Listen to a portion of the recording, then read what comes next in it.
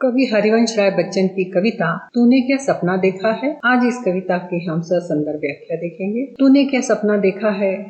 कवि ने यह शीर्षक उन परिस्थितियों को ध्यान में रखकर दिया है कि व्यक्ति कुछ खुश दिखाई दे रहा है, जो कि वास्तविक जीवन में इतनी कठिनाइयों के बाद खुश रहना संभव नहीं लगता।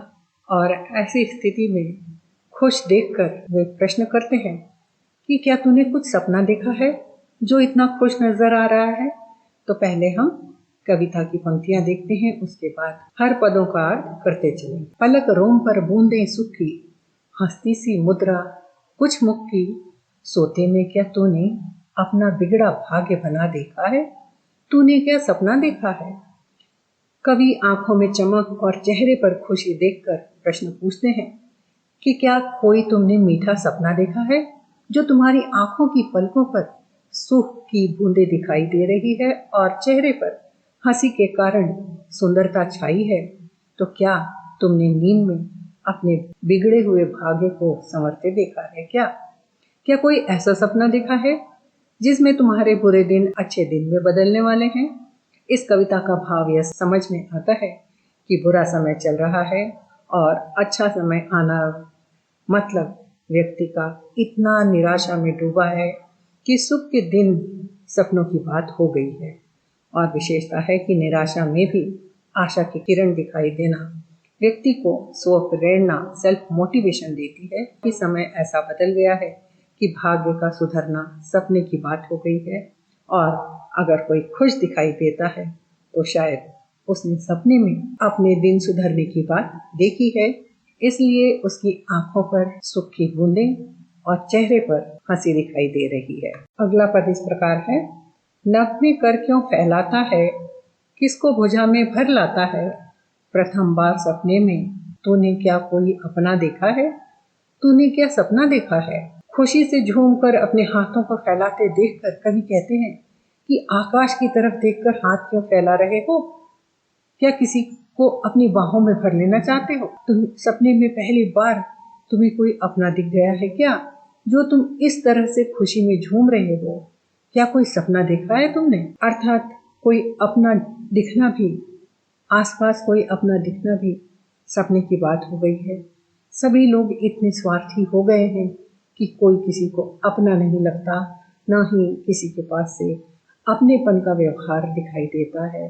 और हाथ फैलाकर आकाश की ओर हाथ फैलाकर देखना अर्थात खुशी के मारे किसी को अपनी भुजाओं में बाहों में भर लेने का अर्थ लगाया है। तो शायद कोई अपना दिखा होगा। वास्तविक जीवन में तो यह संभव नहीं है कि कोई अपना दिख जाए और तुम उसे बाहों में भर लो। शायद तुमने कोई सपना ही देखा है क्या, जिसमें तुम्हें कोई अपना दिखा और तुम उसे अपनी बाहों में भर लेना चाह रहे हो। विशेषता है कि समय ऐसा बुरा चल रहा है कि आज अपने भी दूर हो गए हैं। सपने में अपने लोग दिख रहे हैं, जिसे तो बाहों में भर लेने के लिए हाथ फैला रहे हो। अर्थात स्वार्थी दुनिया में अपना वही है जिसके दिन अच्छे चल रहे हैं। तो इस प्रकार हमने देखा कि दूसरे पद की व्याख्या और विशेषता यहाँ पर पूरी होती है। अब हम अगला पद पढ़ते हैं। मृग जल से ही ताप मिटा ले, सपनों में ही कुछ रस पाले। मैंने तो तन मन का सपनों में भी बस सपना देखा है। तूने क्या सपना देखा है। यहाँ पर कवि कह रहे हैं कि मेरे जीवन में तो सपनों में भी कोई ना तो अपना दिखता है और न ही मुझे कोई खुशी मिलती है। मैं तो सपनों में भी दुख ही पाता हूँ। और वे कहते हैं कि मृग जल से ही ताप मिटा ले, अर्थात वास्तविक जीवन में खुशियां तो मिलने के आसार नहीं है। जिस प्रकार हिरण जमीन पर उठने वाली भाप को पानी समझकर, जल समझकर उसके पीछे भागते जाता है और वह भाप जो उठती रहती है वह और आगे आगे भागती जाती है। अर्थात इस मृग मरीचिका से ही, उस जल से ही, सपनों से ही अपने मन की ताप मिटा ले, अर्थात अपनी इच्छाओं को सपने में ही पूरी कर ले। और सपनों में ही शायद तुझे कुछ रस, कुछ आनंद, कुछ खुशी, कुछ शांति मिल जाएगी। लेकिन मुझे तो सपनों में भी केवल तपना ही दिखता है। सपने भी मुझे डरावने ही आते हैं। मुझे सपनों में भी कोई खुशी नहीं मिलती। सपनों में भी मेरी इच्छा पूरी नहीं होती।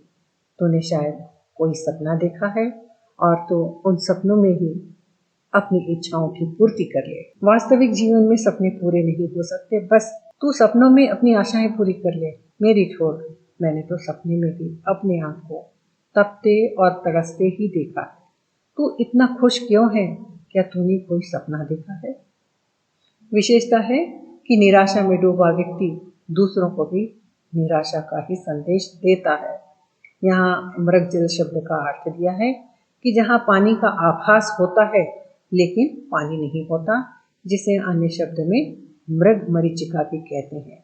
तपना अर्थ है जलाना, गर्म होना, तृषित रहना।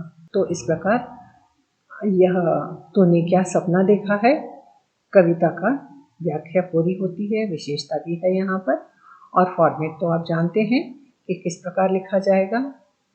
अब हम आगे बढ़ते हैं और मुझे इस बात की बहुत खुशी है कि आपने कविताओं की व्याख्या के लिए मांग की और उससे पूरा करने में मुझे बहुत खुशी हो रही है।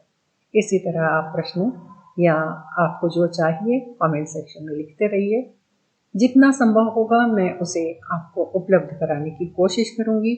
सहायता करने के लिए मैं सदैव तैयार हूँ। धन्यवाद।